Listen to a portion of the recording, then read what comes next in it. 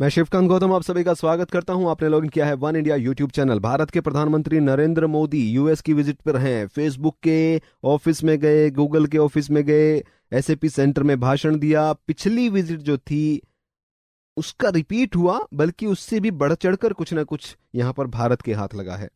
उनकी दहाड़ यूएन तक सुनाई दी गई है, यूएन ने सुनी है। उसका आने वाले टाइम में देखते हैं क्या असर होगा। और उनकी इस विजिट पर, उनके भावुक होने पर खास बात करने के लिए मेरे साथ जुड़ रहे हैं मशहूर कॉलमनिस्ट तवलीन सिंह जी। बहुत बहुत स्वागत है मैम आपका शो में। Thank you. तो भारत के प्रधानमंत्री नरेंद्र मोदी जहां जहां गए हैं अभी इन 2-3 दिनों में, आपने देखा होगा सोशल मीडिया पर ही बातें कर रहे थे। उनका जो हाँ, सपना है डिजिटल इंडिया का, उसको हाँ, पूरा करने की कोशिश कर रहे हैं। हाँ, पहले तो फेसबुक जो था जहां पर गए थे वो मोदी हाँ, जी और मार्क के साथ बैठे थे, हाँ, जो क्वेश्चन आंसर का सेशन चला था, सीधा आपसे किसी भी क्वेश्चन पर नहीं, सीधा उस पूरे जो वो सेशन था उस पर हाँ। आपका क्या कहना है? किस पे? जो फेसबुक के साथ जो एक सेशन था मार्क के साथ जो था हाँ, हाँ, क्वेश्चन आंसर का, उस पर हाँ। आपका क्या कहना है?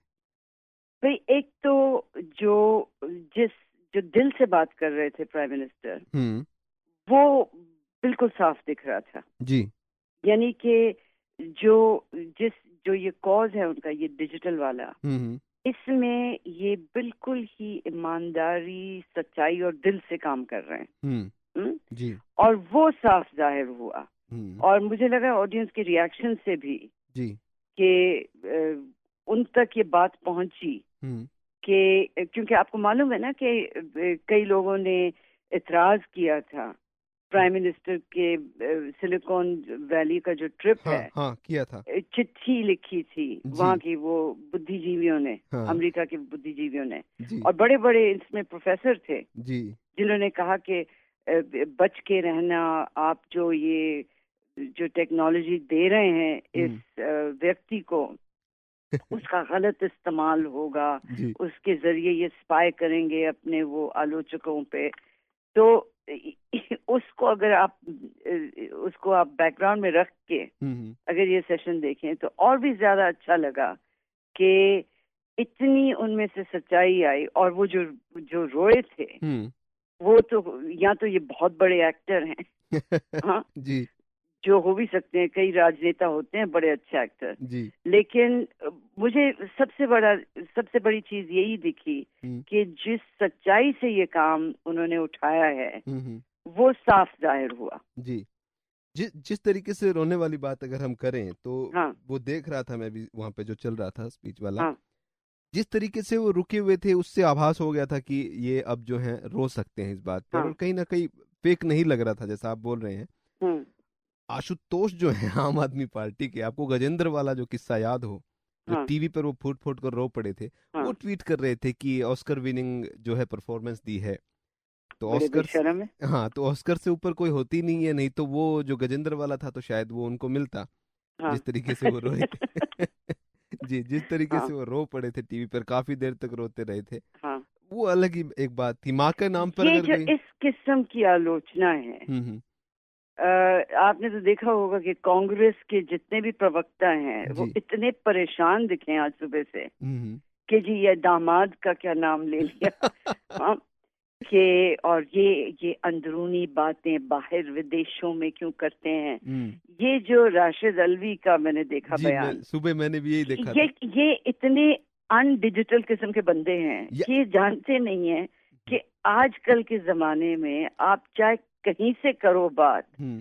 फौरन पहुंच जाती है, पूरी दुनिया में फैल सकती जी। है। या तो तो ये जो जी। विदेशी भूमि पे जाके हम्म। ये बातें कर, ये बिल्कुल ही बेतुकी बात है, बेमतलब बात है। जी, एक तो वो पुरानी बात फिर से आ जाती है। प्रधानमंत्री मनमोहन सिंह जब थे, हाँ, वो जाकर वहां भारत के लिए बलूचिस्तान को लेकर क्या बयान दे आए थे, हाँ, वैसा तो बयान नहीं दिया कोई प्रधानमंत्री नरेंद्र मोदी ने। बिल्कुल। या तो राशिद अल्वी ये मान ले कि कांग्रेस पार्टी का कोई नेता जो है वो इंटरनेशनल लेवल पर है ही नहीं, तब भी माने कि वो हम भारत के छोटे मोटे नेता हैं, हमारे बाहर जाके बदनामी कर रहे हैं।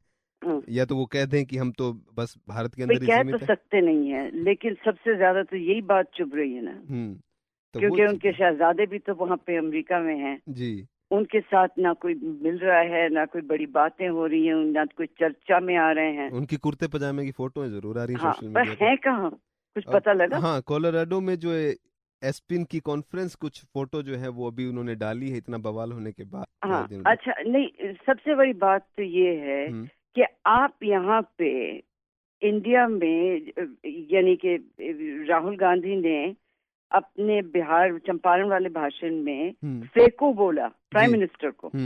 हाँ, अच्छा, अब जब आप प्राइम मिनिस्टर पे अटैक करते हैं तो आपको क्या सोच समझ के नहीं करना चाहिए? नहीं, इस पर तो राशिद साहब ने जो सुबह देख रहे थे बोल रहे थे ना कि भारत के अंदर कुछ भी बोले, हाँ, लेकिन बाहर जाके ना बोले। जब अमेरिका वही के तो मैं बोल रही हूँ, क्या ये फेकू वाली बात ट्विटर पे फौरन नहीं पहुंच गई थी? हाँ, ये तो हर जगह पहुंचेगी। और तो वहां पर ये कोई पुराने जमाने में अटके हुए हैं ये लोग। ना इनकी राजनीति बदली है, ना इनकी आर्थिक सोच बदली है, और ना इनको पता लगा है कि ये इस डिजिटल जमाने में आप कहीं पे बात करें फौरन फैल जाती है। तो ये विदेशों में और यहाँ में फर्क अब मिट गया है, बिल्कुल सीमाएं मिट गई हैं। जी। जिस तरीके से चीजें हो रही हैं, घट रही हैं, फ्रांस में कोई अटैक होता है या कोई नई चीज आती है तो वो फटाक से हमारे पास पहुंच जाती है, ट्विटर के थ्रू, फेसबुक के थ्रू, फौरन, यानी कि 1 मिनट नहीं लगता जी। और कई बार तो हम ये देखते हैं कि फौरन की स्टोरी पहले इंडिया में हो रही है, बाद में उस देश में हो रही है। तो ये जो फासले हैं वो मिट तो चुके ये हैं। बात बिल्कुल बेमतलब हो गई है इनकी। ये जो एतराज है ये बेमतलब है। शायद अब ये एतराज अगर कर रहे हैं कि जी आप हमारी अंदरूनी बातें बाहर लेके जा रहे हो, तो इस पे तो शायद इसमें ये कोई बात है कि जो दामाद साहब वाली बात थी जी, वो तो इनको चुभेगी ही। दामाद तो मतलब इस तरीके से चुभता है इनको, कोई बहुत बुरी बीमारी हो और उस पे उंगली लगा दे, नमक छिड़क दे, तो ऐसे हालात हैं। जहां तक बात की जाए, जो एसएपी सेंटर में स्पीच दी थी उसके बाद में, और उस स्पीच में बहुत सारी चीजें जो हैं प्रधानमंत्री बोलते भी रहते हैं जब भी विदेश हम गए, पीछे वाले भी हमने देखे थे, लेकिन इस बार एक कड़ा रुख उन्होंने आतंकवाद को लेकर जो अपनाया था, और साफ साफ इशारा उनका पाकिस्तान की तरफ था जब अच्छा आतंक, बुरा आतंक की जब बात कर रहे थे। कितना प्रभावशाली, एक यूएन को भी कोसा है, अमेरिका को भी कोस दिया उन्होंने उस स्पीच में। साफ साफ बोला कि अमेरिका पहले नहीं मानता आतंक, ये आपकी घरेलू जो कानून व्यवस्थाएं हैं उनमें गड़बड़ है, लेकिन बाद में वो खुद आके बोले हमसे कि आतंक क्या होता है, यूएन ने परिभाषा ही नहीं घड़ी अभी तक। ये एक बहुत अहम मुद्दा है, और इस मुद्दे पर प्रधानमंत्री पूरे 2-3 दिन से बोलते आ रहे हैं बार बार कि आईएसआईएस खतरा है, आतंक खतरा है, उसको निपटने के लिए हमें एक साथ होना पड़ेगा। उनकी चिट्ठी का कितना प्रभाव पड़ेगा? दूसरी तरफ जो नवाज शरीफ साहब जो हैं वो यूएन में कश्मीर के लिए रो रहे हैं। इस चिट्ठी से जी नहीं, इस बात को सिर्फ पाकिस्तान तक ना सीमित रखो, क्योंकि जहां तक मुझे समझ में आई प्राइम मिनिस्टर की बात, वो इशारा कर रहे हैं ये जो आईसिस वगैरह जो संस्थाएं मिडिल ईस्ट में अब पनपी हैं। जी हाँ, उन्होंने साफ बोला आईएसआईएस बहुत बड़ा खतरा है, इसको पूरी दुनिया साथ मिलकर लड़े। और ये वाकई ये हमारे जमाने का सबसे बड़ा अगर खतरा है तो जिहादी आतंकवाद है जी।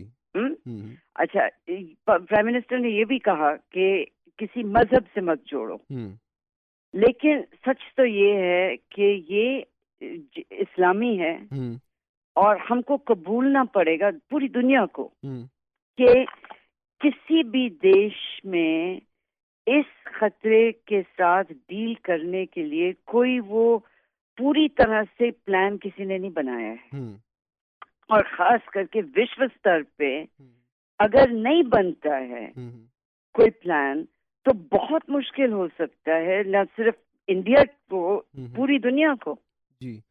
तो ये मुझे तो बहुत अच्छी लगी बात, क्योंकि हमारे पास भी कोई वो पूरा वो इसके साथ लड़ने के लिए हमारी रणनीति क्या है मैं नहीं जानती हूँ। और अगर रणनीति बन रही है भारत सरकार की तो बहुत अच्छी बात है, और विश्व स्तर पे अगर बनती है इससे भी बढ़कर रणनीति जिसमें कई मुल्क इकट्ठा होकर तय करें कि इस सबसे बड़े खतरे के साथ हमको क्या करना चाहिए, क्या लड़ाई किस तरह से लड़नी चाहिए जी। क्योंकि ये कभी ना भूलें कि इनके पास न्यूक्लियर मुल्क भी हैं, और सिर्फ पाकिस्तान नहीं है जी। इनकी जिहादी जो ये संस्थाएं हैं इनकी तो नॉर्थ कोरिया से भी हिमायत आ रही है, तो ये और रशिया भी बहुत वो अजीब सा खेल खेल रहा है। रशिया भी उधर आया है। तो मुझे तो बहुत अच्छा लगा कि प्राइम मिनिस्टर कह रहे हैं कि हमको यूएन द्वारा तय करना होगा कि ये रणनीति क्या होनी चाहिए हमारी। जी, और इसका प्रभाव कितना पड़ेगा क्या इस चीज को? एक तो नरेंद्र मोदी का स्वरूप जो है अगर देखें तो इन पिछले 1.5 साल में कितना ऊपर आया और अब इनकी बात को कितना महत्व मिलेगा? भाई एक बात तो तय है कि बहुत दिनों बाद, बहुत सालों बाद इंडिया का एक ऐसा लीडर उभर के आया है दुनिया की स्टेज पे जिसकी आवाज सुनी जा रही है। तो प्रभाव तो होगा ही जी, और होना भी चाहिए। जी, अगर पूरे इस विजिट को देखें तो भारत के लिए अगर जिस तरीके सिलिकॉन वैली में और बहुत ज्यादा प्रदर्शन की बातें भी चल रही थी, होगा ये होगा, और लोगों ने पत्र भी लिखे, लेकिन निकलकर जो निचोड़ इसका निकाले तो बहुत ज्यादा फायदेमंद रहा है। कई टीवी चैनल वाले कह रहे थे कि फेसबुक को फायदा होगा इससे, लेकिन भारत को बड़े फायदे मिलने वाले हैं गूगल से और इससे। राहुल, ये तो वो 500 रेलवे स्टेशन पे करने का वो इन्होंने इन्वेस्टमेंट करने की बात हो गई है। हाँ, एक साल के अंदर अंदर ये करेंगे और जब वो होगा तो बहुत बड़ा बदलाव जो है वो देखने को मिल जाएगा। ये बात तो स्पष्ट होगी। इस पूरी विजिट को हम कामयाब पूरे 5 में से 5 नंबर दे सकते हैं। हाँ, मेरा तो मानना है कि जो पिछली विजिट थी उससे कहीं ज्यादा कामयाब ये है। जी, चलिए जी, बहुत बहुत धन्यवाद मैम शो में आने के लिए। भारत के प्रधानमंत्री की यूएस विजिट 5 आउट ऑफ 5, 5 में से 5, 100 में से 100 ये नंबर दिए तवलीन सिंह जी ने। आप कितने दें जरूर बताइएगा। वन इंडिया पॉडकास्ट में फिलहाल इतना ही।